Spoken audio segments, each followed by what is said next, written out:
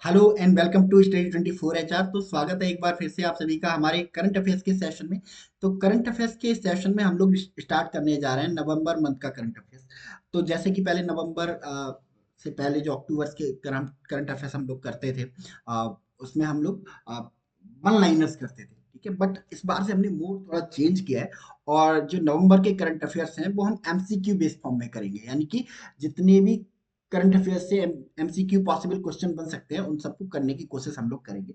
तो चलिए बिना देर किए हुए शुरू करते हैं। तो पहला क्वेश्चन हमारा, ठीक है। तो पहला क्वेश्चन हमारा जो है,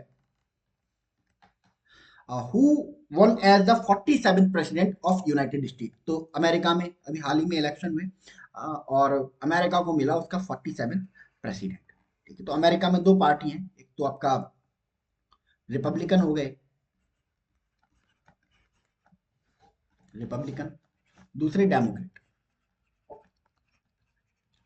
डेमोक्रेट। तो डेमोक्रेट पार्टी से इलेक्शन लड़ रहे थे जो बाइडेन, जो अभी करंट में प्रेसिडेंट है, ठीक है। दूसरा रिपब्लिकन से लड़ रहे थे डोनाल्ड ट्रंप, जो एक्स प्रेसिडेंट है, ठीक है। तो इन दोनों के बीच में सीधा सीधा मुकाबला था, और इस मुकाबले को जीत लिया है डोनाल्ड ट्रंप ने, और डोनाल्ड ट्रंप बन गए हैं एक बार फिर से अमेरिका के प्रेसिडेंट, और इस बार 47th प्रेसिडेंट। एक्चुअली इससे पहले डोनाल्ड ट्रंप प्रेसिडेंट थे, हार गए थे, जो बाइडन से ही हार गए थे, और इन्होंने एक तरह का रिवेंज ले लिया है, पॉलिटिकल रिवेंज ले लिया है जो बाइडन को दोबारा से हरा के। और जब इससे पहले प्रेसिडेंट थे तो 45th प्रेसिडेंट थे, ठीक है। 46 जो बाइडन हुए तो 47th प्रेसिडेंट बने यूएसए के। तो option A, Donald Trump will be the correct answer, ठीक है। चलिए बिना आगे बढ़ते हैं। नेक्स्ट क्वेश्चन है हमारा, विच country recently hosted the ocean summit 2024। किस कंट्री ने भी हाल ही में ये ओशन समिट होस्ट की है? तो देखो ऑप्शन से अगर हम चलें तो देखो भूटान और नेपाल नहीं हो सकते, क्योंकि इनका ओशन से कोई लेना देना नहीं है, लैंडलॉक कंट्रीज हैं, ठीक है। तो भूटान नेपाल तो नहीं होने वाले हैं, ठीक है। इंडिया और थाईलैंड, तो इंडिया ही है जो इंडियन ओशन को डोमिनेट करता है, तो इंडिया ने ही ओशन समिट इस साल होस्ट किया है। तो India is the host of ocean summit, ठीक है। और ये देखो देके भी रखा है, the Indian navy successfully hosted the third edition of ocean summit in Indian Ocean region to enhance maritime security. Representative from 10 countries discuss collaborative effort in the summit, ठीक है। चलिए नेक्स्ट क्वेश्चन की तरफ चलते हैं हम लोग। Who has been elected as the president of international solar Alliance. अगर बात करें इंटरनेशनल सोलर अलायंस की, ठीक है, तो इंटरनेशनल सोलर अलायंस जो है इसको बनाया गया था 2015 में, ठीक है। और किसने बनाया था? इंडिया ने बनाया था फ्रांस के साथ, ठीक है। तो इंडिया और फ्रांस ने मिलके को बनाया था, और इसका जो ऑब्जेक्टिव था, जो मेन गोल था to promote to promote solar energy in world. दुनिया में सोलर एनर्जी को प्रमोट करना,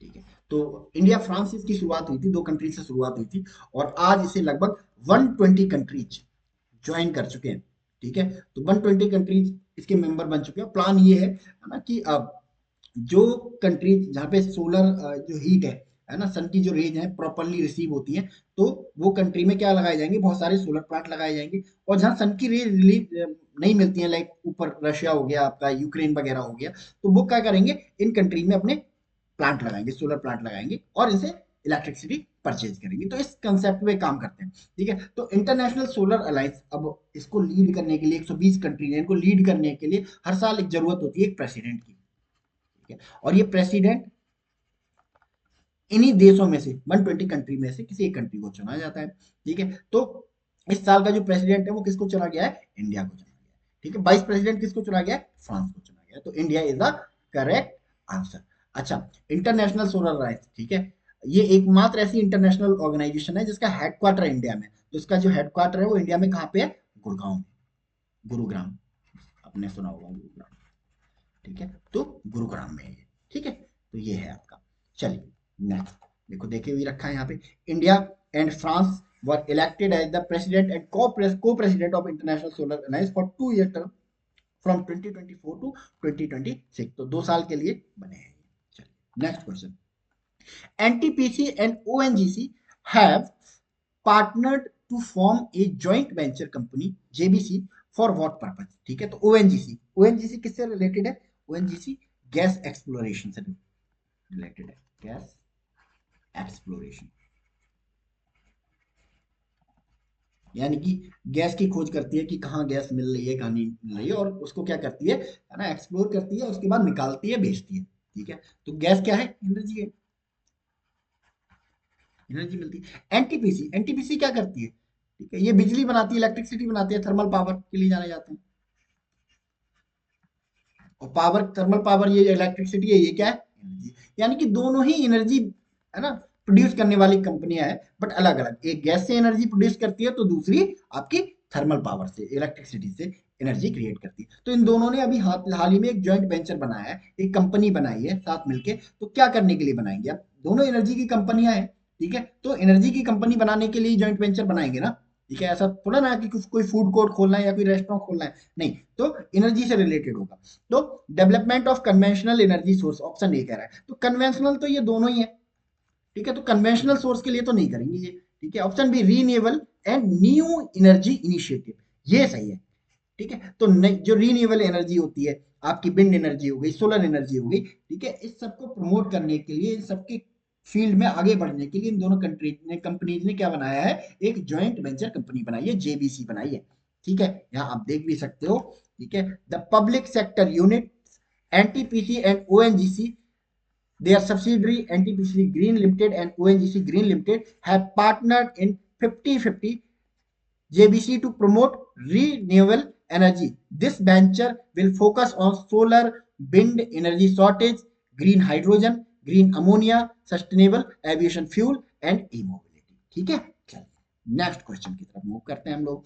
इन which category did the Kannada short film Sunflower Sunflower were the first one to know, ठीक है, ये मूवी है, कन्नड़ा मूवी है, क्वालिफाई फॉर द 2025 ऑस्कर। तो इसको ऑस्कर में नॉमिनेट किया गया है, क्वालिफाई की है। किस कैटेगरी में क्वालिफाई किया है? तो बहुत सारी कैटेगरी होती हैं अवार्ड्स की, ठीक है। जैसे आपने देखा होगा, आप फीफा या नेशनल अवार्ड देखते हो, जो आपका फिल्म फेयर वगैरह होता है, इसमें best actor, best supporting actor, ऐसी ही फिल्मों की कई कैटेगरी होती है, best entertaining movie, best action movie. तो ऐसे ही ऑस्कर में कैटेगरीज होती हैं। तो किस कैटेगरी में इस जो मूवी है इसको नॉमिनेट किया गया है? तो जिस कैटेगरी में इस मूवी को नॉमिनेट किया गया है वो है लाइव एक्शन शॉर्ट फिल्म। तो किस ऑप्शन में है? ऑप्शन बी में है ये। तो option B will be the correct answer. Live action short film की कैटेगरी में इसको क्या किया गया है? नॉमिनेट किया गया है, ठीक है। चलिए, एक्सप्लेनेशन में देके भी रखा है, डायरेक्ट किसके द्वारा डायरेक्ट किया गया है इसको? डायरेक्ट बाई ना Chidananda S Naik. The Kannada short film Sunflower were the first ones to know qualified for the 2025 Oscar in the live action short film category, produced by FTII. The film won prize at Cannes Film Festival La Cheap selection earlier this year, ठीक है। तो और भी award जीत चुके हैं। Next question, who has been appointed as the third director general of international solar alliance, ठीक है। तो देखो, अभी हमने डिस्कस किया था, इंटरनेशनल सोलर अलायंस का प्रेसिडेंट बना है इंडिया, ठीक है। तो अब इंडिया क्या करेगा कि किसी पर्सन को तो बिठाएगा। इंडिया, इंडिया मतलब क्या है? कंट्री है, कोई पर्सन तो है नहीं इंडिया। तो इंडिया किसी पर्सन को बिठाएगा to look over international solar alliance, ठीक है। तो किस पर्सन को डायरेक्टर जनरल बनाया गया इंटरनेशनल सोलर अलायंस का? तो बट बेसी बात है, प्रेसिडेंट इंडिया है तो डायरेक्टर जनरल भी इंडियन होगा। तो ये इंडियन है जिनको बनाया गया है इंटरनेशनल सोलर अलायंस का नया डायरेक्टर जनरल, और इनका नाम है मिस्टर आशीष खन्ना, ठीक है। तो आशीष खन्ना को बनाया गया है नया डायरेक्टर जनरल ऑफ आईएसए। ये देखे भी रखा है, यहाँ पे देखे रखा है, India Ashish Khanna were recently appointed as the third Director General of International Solar Alliance, replacing Dr. Ajay Mathur. This announcement was made at the 7th ISA Assembly in New Delhi with goal to mobilize 1 trillion investment in solar energy by 2030, ठीक है। चलिए next question, in which Australian city did External Affairs Minister S. Jaishankar inaugurate a new Indian consulate? ठीक है। तो consulate क्या होता है? सबसे पहले तो हम ये जाने, ये जो कॉन्सुलेट है, व्हाट इज दिस कॉन्सुलेट? देखो, हम किसी कंट्री में जाते हैं, ठीक है, तो उस कंट्री में हमारी जो देखभाल करने के लिए हमारी जो इंडियन गवर्नमेंट है वो एक ऑफिस खोलती है, उस ऑफिस को बोला जाता है एम्बेसी, ठीक है। अगर आपको उस कंट्री में कोई प्रॉब्लम होती है, मान लो आप ऑस्ट्रेलिया गए, अब आपको कोई प्रॉब्लम हो रही है, आपका पासपोर्ट खो गया है, ठीक है, या आपको कोई परेशान कर रहा है, या वहाँ का जो लॉ एंड ऑर्डर है आपको सपोर्ट नहीं कर रहा है, तो आप कहाँ कंप्लेन करने जाते हो? एम्बेसी में कंप्लेन करने जाते हो। एम्बेसी शिकायत करती है ऑस्ट्रेलिया की गवर्नमेंट से कि भाई आप हमारे सिटीजन को ऐसे परेशान क्यों कर रहे हो। ठीक है, तो एम्बेसी हमें हमारी देखभाल के लिए हमारी जो कंट्री है, हमारा जो इंडिया है, दूसरे देशों में खोलता है। अब जब कंट्री बहुत बड़ी होती है ना, मान लो किसी ऐसी कंट्री में एम्बेसी खोली है जो बहुत बड़ी है। अब देखो हमारी जो एम्बेसी है ऑस्ट्रेलिया में, वो इनकी कैपिटल में है, इनकी कैपिटल यहाँ पे है कैनबरा। ठीक है, तो यहाँ पे एम्बेसी हमने खोल के रखी है। ठीक है, अब मान लो कोई पर्सन, हमारा जो इंडियन सिटीजन है, वो पर्थ में सेटल्ड है, पर्थ में आके रह रहा है, और उसको कोई प्रॉब्लम होती है, ठीक है, तो वो कितना हजारों किलोमीटर दूर तय करके, रास्ता तय करके इसको एम्बेसी पहुंचना पड़ेगा, काफी थकाऊ प्रोसेस हो जाएगा। ठीक है, तो इस वजह से जो इंडियन सिटीजन होते हैं बड़े बड़े कंट्रीज में, है ना, वो रिक्वेस्ट करते हैं कि सर, जो एम्बेसी है ना, वो तो कैपिटल में होती है उस कंट्री की, तो आप एक काम करिए, आप हमारे शहर में, ऑस्ट्रेलिया में हमारे शहर में क्या कर दीजिए, एक एक सब ऑफिस खोल दीजिए, एक छोटा सा ऑफिस खोल दीजिए, एम्बेसी की ब्रांच खोल दीजिए। ठीक है, तो एम्बेसी की इसी ब्रांच को, जो किसी देश के दूसरे कोनों में खोली जाती है, उसको क्या बोला जाता है? कॉन्सुलेट बोला जाता है। कॉन्सुलेट कुछ नहीं है, एम्बेसी की एक छोटी सी ब्रांच है। ठीक है, तो ऑस्ट्रेलिया बहुत बड़ा है, तो ऑस्ट्रेलिया में है ना बहुत सारे कॉन्सुलेट इंडियन गवर्नमेंट ने खोले। तो अभी हाल ही में एक नया जो कॉन्सुलेट है, इंडियन कॉन्सुलेट, वो खोला है। तो किस सिटी में खोला गया है? तो ये जिस सिटी में खोला गया है, उस सिटी का नाम है ब्रिस्बेन। ब्रिस्बेन में खोला गया है, तो option D will be the correct answer, है ना। ब्रिस्बेन में खोला है अपना नया जो कॉन्सुलेट है इंडियन गवर्नमेंट ने। Recently foreign minister S Jaishankar inaugurated the new Indian consulate in Brisbane, Australia. This consulate aims to strengthen India's relation with Queensland, boost trade, and serve the Indian diaspora. North. This is India's fourth consulate in Australia. Fourth है ये। ठीक है, चलिए next question. In which Indian city did the fifth joint military exercise Winbacks between India and Vietnam begin? ठीक है, तो India और Vietnam के बीच में जो मिलिट्री एक्सरसाइज है अभी हाल ही में, इसका नाम है विनबैक्स।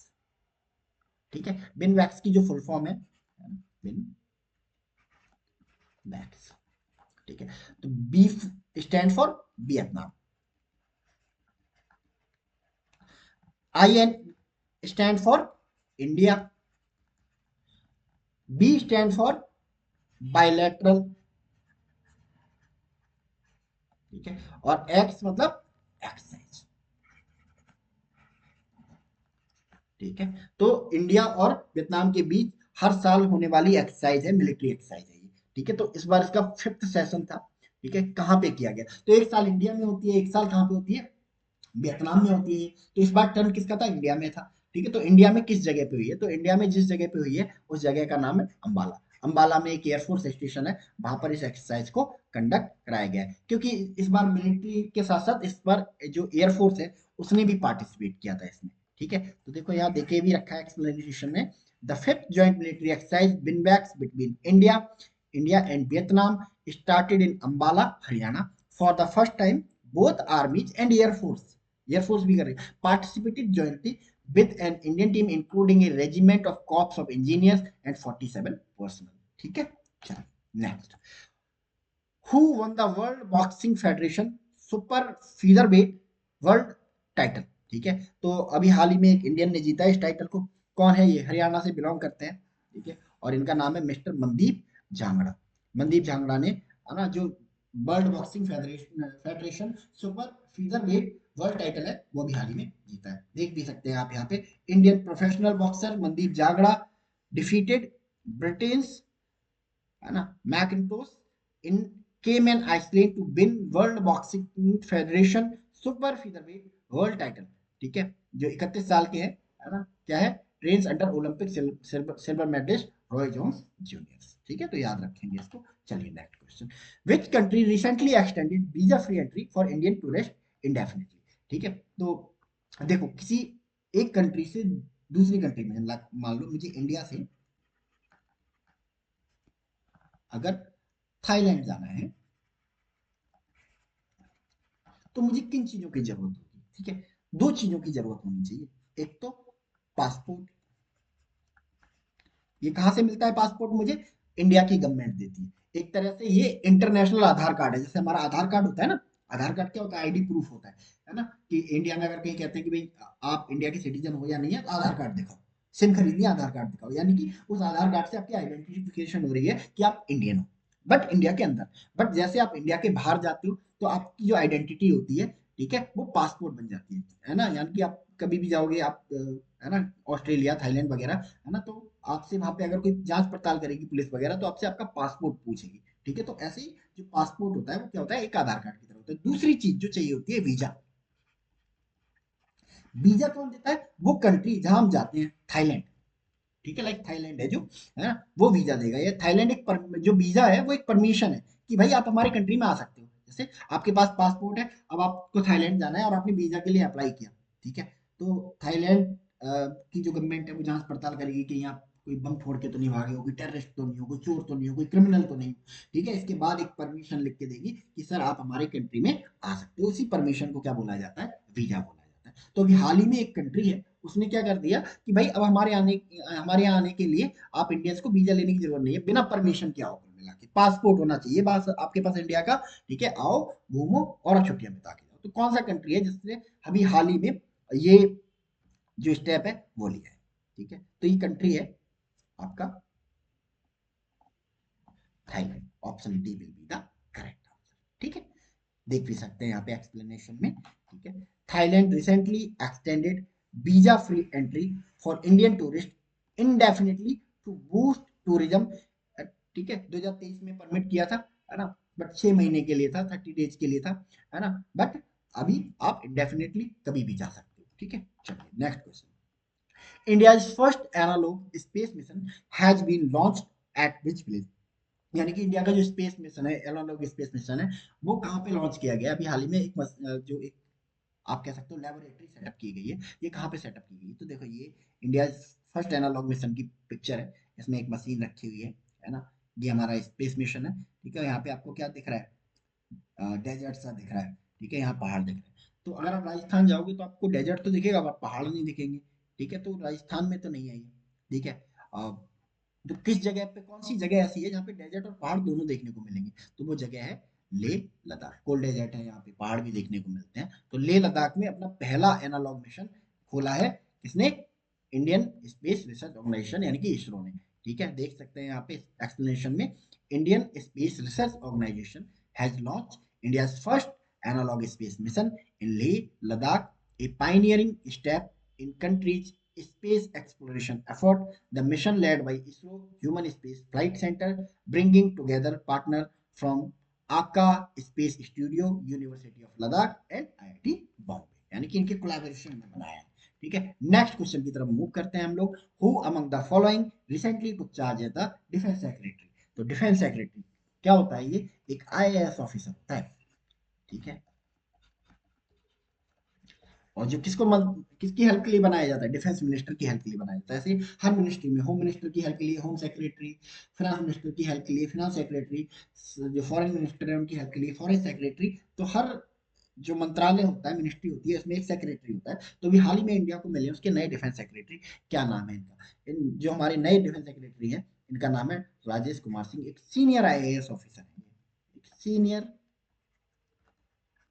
आईएएस ऑफिसर, ठीक है? तो इसको याद रखेंगे। चलिए नेक्स्ट क्वेश्चन की तरफ मूव करते हैं हम लोग, ठीक है? चलिए जान लेते हैं इनके बारे में थोड़ा सा, है ना? IAS officer Rajeev Kumar Singh officially took charge as the defense secretary in New Delhi. He is the 1989 batch IAS officer of Canada cadre. Rajesh Kumar Singh replaced Girdhar Armane, a 1998 batch IAS officer of Andhra Pradesh cadre. ठीक है? चलिए next. What is the total gold reserve of India with RBI? यानी कि RBI के पास, है ना, सोना रखा रहता है। किसका? इंडिया का, इंडियन गवर्नमेंट का, अपना परचेज करती है आरबीआई। तो अभी हाल ही में आरबीआई ने एक रिपोर्ट पब्लिश की जिसमें बताया उसने उसके पास कितना सोना है। तो आरबीआई के पास कितना सोना है? तो आरबीआई के पास जो सोना है 854.73 मैट्रिक टन सोना है। बहुत बड़ी क्वांटिटी क्वांटिटी होती है, ठीक है? तो किस ऑप्शन में है ये? नहीं, ऑप्शन बी। तो option B will be the correct answer, ठीक है? ये देखिए आरबीआई की रिपोर्ट का एक हिस्सा है। According to latest report of RBI, Reserve Bank of India, India total gold reserve of Reserve Bank of India is 854.73 metric tons.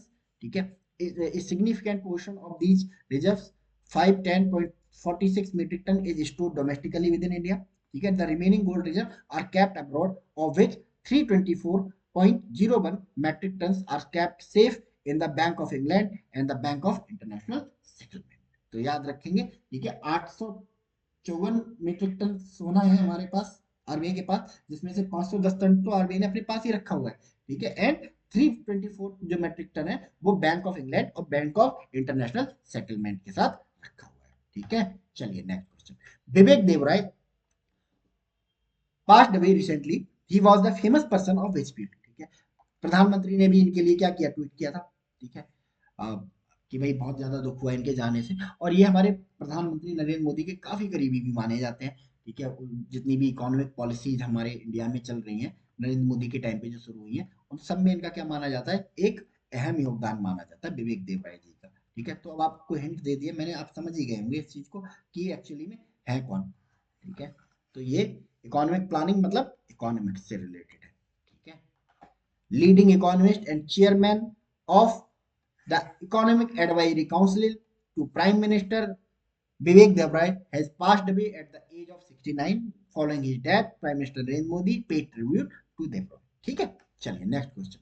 Who took over as the who took over as air officer in charge maintenance of the Indian air force? ठीक है, तो कौन है जो air force का air officer in charge है ना, maintenance बने हुए हैं। ठीक है, तो option A marshal Sanjay Singh, option B marshal Ajay Kumar Arora, option C air marshal Vikas Kumar, option D air marshal Rakesh Sharma.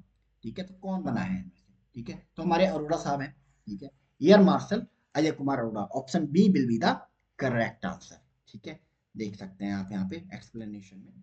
ठीक है, air martial Ajay Kumar Arora assumed appointment as Air Officer in charge maintenance of the Indian Air Force at Air Headquarters. After assuming charge, the Air Marshal paid floral tribute at National War Memorial in honor of the armed force personnel who made supreme sacrifice for the nation. He was commissioned in Aeronautical Engineering stream of IAF इन 1986। तो 1986 में ये air force में भर्ती हुए थे। ठीक है, चलिए नेक्स्ट क्वेश्चन की तरफ मूव करते हैं। Where will the world largest high altitude para sports centre be establish? ठीक है, तो अभी हाल ही में जो हमारा पैरा स्पोर्ट्स सेंटर खोला गया है हाई एल्टीट्यूड, यानी हाई एल्टीट्यूड का मतलब क्या है, हाई एल्टीट्यूड का मतलब है कि ऊंचाई पे, ऊंचाई पे। पैरा स्पोर्ट्स सेंटर मतलब ऐसे लोग जहाँ पे जो है फिजिकली हैंडीक्राफ्ट लोग हैं, फिजिकली चैलेंज लोग हैं, वो लोग खेलेंगे। तो सबसे ऊंचाई पर बना है ये। ठीक है, ना सिर्फ इंडिया में बल्कि दुनिया में, यानी कि दुनिया का सबसे ऊंचा पैरा स्पोर्ट्स सेंटर है। तो दुनिया में सबसे ज्यादा ऊंचाई हमें कहाँ देखने को मिलती है? ठीक है, सबसे ऊंची जगह कौन सी है? हिमालय। हिमालय से ऊंचा कुछ भी नहीं है दुनिया में। ठीक है, तो बट ऑब्वियस सी बात है हिमालय में ही होगा। ठीक है, अब देखो ऑप्शन दे के रखे हैं, इंडिया में कहाँ पे बना है? श्रीनगर। श्रीनगर थोड़ा लोअर हिमालय में पड़ जाता है तो नहीं। ठीक है, लेह। लेह कहाँ पड़ता है आपका? ट्रांस हिमालय में पड़ता है, जो बहुत ऊंचा है, एंड लेह में बनाया गया। तो दुनिया का पहला high altitude para space centre भी एस्टेब्लिश्ड इन लेह लद्दाख। देख सकते हैं, with an aim to promote sport in the country, the world first high altitude para sport centre will soon be set up in Leh, Ladakh. Full stop. For this, a memorandum of understanding has been signed between Ladakh Autonomous Hill Development Council LAHDC Leh and the Aditya Mehta foundation. ठीक है, तो याद रखेंगे इस चीज को। चलिए next question की तरफ मूव करते हैं हम लोग। नेक्स्ट क्वेश्चन है हमारा, who has been appointed as new executive chairman of National Legal Service, NALSA. National Legal Service Authority तो क्या है? सबसे पहले तो जानते हैं भाई नालसा है क्या? नेशनल लीगल सर्विस अथॉरिटी है क्या? ठीक है, तो देखो नालसा एक ऑर्गेनाइजेशन कह सकते हैं, गवर्नमेंट ऑर्गेनाइजेशन है या सुप्रीम कोर्ट का एक हिस्सा है, जो लोगों को है ना चीप, सस्ता एंड अफोर्डेबल, ठीक है, जिसको सारे लोग अफोर्ड कर सके। दूसरा एसेसिबल, जस्टिस अवेलेबल कराता है। ठीक है, यानी कि ऐसे लोग जो सुप्रीम कोर्ट हाई कोर्ट नहीं पहुंच पाते हैं और कोर्ट कचहरी में फंसे रहते हैं, उन लोगों को न्याय दिलाने का काम करता है हमारा नालसा। ठीक है, तो इसका मोटो मोटो यही है, आप देख सकते हो यहाँ पर, है ना, आप देख सकते हो यहाँ पे इसका जो मोटो है, एसिस जस्टिस टू ऑल, है ना, यानी कि सबके लिए न्याय, न्याय सबके लिए, हिंदी में अगर देखो तो सबके लिए न्याय दिलाने की कोशिश करता है। ठीक है, तो इसका जो हेड होता है उसको हम कहते हैं एग्जीक्यूटिव चेयरमैन।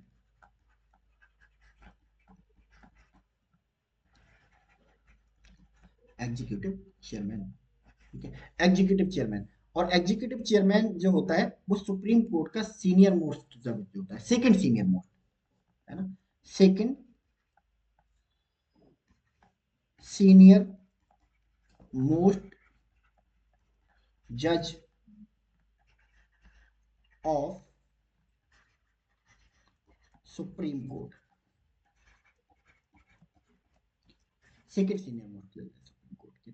ठीक है, तो पहले जो एग्जीक्यूटिव चेयरमैन थे वो संजीव खन्ना थे। ठीक है, justice Sanjiv Khanna, option C में देके भी रखे हैं। ठीक है, बट है ना, जो हमारे डी वाई चंद्रचूड़ थे जो चीफ जस्टिस ऑफ इंडिया थे, उनके रिटायर होने के बाद ये सीजीआई बन गए, नए सीजीआई बन गए।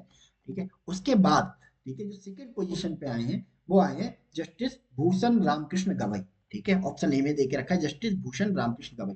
तो ये बन गए नालसा के चेयरमैन, क्योंकि सुप्रीम कोर्ट में संजीव खन्ना यानी कि चीफ जस्टिस के बाद सबसे सीनियर मोस्ट जज यही है। ठीक है, तो ये बने हैं हमारे। ठीक है, तो याद रखेंगे इस चीज को। चलिए नेक्स्ट क्वेश्चन की तरफ मूव कर लेते हैं हम लोग। ठीक है, देखे भी रखा होगा एक्सप्लेनेशन में, आप देख सकते हो।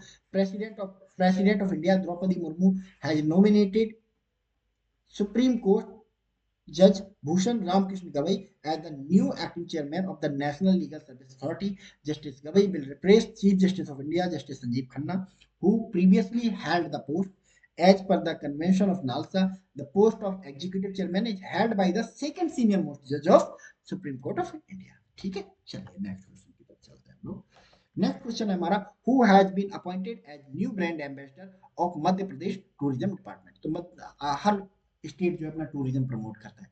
ठीक है, तरह तरह से टूरिज्म को प्रमोट किया जाता है। गुजरात चले जाओ तो गुजरात में, है ना, एक स्लोगन था, एक दिन तो गुजारिए गुजरात में। कौन कह रहा होता है स्लोगन को? अमिताभ बच्चन। इसका मतलब क्या है? गुजरात की जो गवर्नमेंट है उसने अमिताभ बच्चन को अपना ब्रांड एम्बेसडर बनाया हुआ था। तो ऐसे ही मध्य प्रदेश सरकार ने अभी हाल ही में एक इंडियन एक्टर को अपना बनाया है ब्रांड एम्बेसडर, और ये एक्टर है मिस्टर पंकज त्रिपाठी जी। ठीक है, ठीक है, देख सकते हैं आप एक्सप्लेनेशन में। Bollywood star Pankaj Tripathi has recently been appointed the brand ambassador of Madhya Pradesh Tourism Department. Madhya Pradesh is often called the heart of India for its vibrant wildlife and historical site. The decision will promote tourism in the state. Tourism को promote करने के लिए। Next question है, who inaugurate the international trade fair in New Delhi? तो international trade fair in होता है दिल्ली में हर साल। ठीक है, यहाँ से है ना बहुत सारी कंट्रीज को बुलाया जाता है, उनके स्टॉल लगाए जाते हैं। ठीक है, तो मतलब काफी अच्छा माहौल होता है वहां पे। ठीक है, तो अभी हाल ही में इसको इनॉग्रेट किया गया, तो इसको इनॉग्रेट किया एक सेंट्रल मिनिस्टर ने। किस सेंट्रल मिनिस्टर ने इसको इनॉग्रेट किया है? तो जिस सेंट्रल मिनिस्टर ने इसको इनॉग्रेट किया है उनका नाम है पीयूष गोयल। तो पीयूष गोयल ने इसको इनॉग्रेट किया है। ठीक है, देख सकते हो, union minister of commerce and industry Sri Piyush Goyal inaugurated 43rd edition of India International Trade Fair at Bharat Mandapam, New Delhi. It being organized from 14 to 26, 7 November. Bihar and Uttar Pradesh are the partner state. At IITF 2024, Jharkhand is the focus state. IITF tickets are available at 55 Delhi Metro Station, DMRC mobile app और ITPO website. ठीक है, रखेंगे इसको। Next question की तरफ चलते हैं हम लोग। Sukhna lake which was recently in news is located in which city? यार ना, जो सुखना लेक है बहुत फेमस है ना, किस सिटी में लोकेटेड है, किस जगह पे लोकेटेड? तो ये लेक आप देख रहे हो, ये लोकेटेड है चंडीगढ़ में। बहुत फेमस लेक है, यहाँ पे बहुत सारे लोग टूरिज्म करने जाते हैं। ठीक है, तो याद रखेंगे इस चीज को। नेक्स्ट क्वेश्चन है, नेक्स्ट क्वेश्चन की तरफ मूव करते हैं हम लोग। ठीक है, where is the United Nation climate change conference being held? ठीक है, तो कोप 29 बहुत ज्यादा चर्चा में है ये। ठीक है, और एग्जाम में there are many many chances कि यहाँ से क्वेश्चन बनेगा। अगर आप मुझसे पूछोगे कि नवंबर का सबसे इंपॉर्टेंट करंट अफेयर्स क्या है, तो नवंबर 2024 का सबसे इंपॉर्टेंट क्वेश्चन कोप 29 ही है, यहाँ से बहुत सारे क्वेश्चन बनेंगे। ठीक है, तो जो United Nation climate change conference है जिसको कोप 29 भी कहते हैं, तो अभी हाल ही में किस जगह पे हुई है? Option A Paris, option C B Baku, option B Bern, option D Nairobi. ठीक है, तो बाकू में हुई है। बाकू कहाँ पे है? अजरबैजान की कैपिटल है बाकू। ठीक है, तो याद रखेंगे इस चीज को, है ना। देख सकते हैं आप एक्सप्लेनेशन में देख सकते हैं, the United nation Climate Change Conference COP29 being held in Baku, Azerbaijan. It being organized from 11 November to 22 November 2024. The focus of the summit is on finance. Arab country has proposed a 1.1 trillion annual target, including 441 billion direct grant from developed countries. ठीक है, चलिए next question जो है हमारा वो है, recently Garuda शक्ति exercise was conducted between India and which country? तो इंडिया और किस कंट्री के बीच में जो गरुड़ शक्ति एक्सरसाइज है वो हुई है? ठीक है, तो बहुत फेमस है, बहुत दिनों से ये हो रही है, तो इंडिया। ठीक है, और साथ में इसका मैप है, तो अगर आपने थोड़ी जनरल नॉलेज पढ़ी होगी तो समझ गए होंगे ये किसका मैप है। तो ये मैप है इंडोनेशिया का।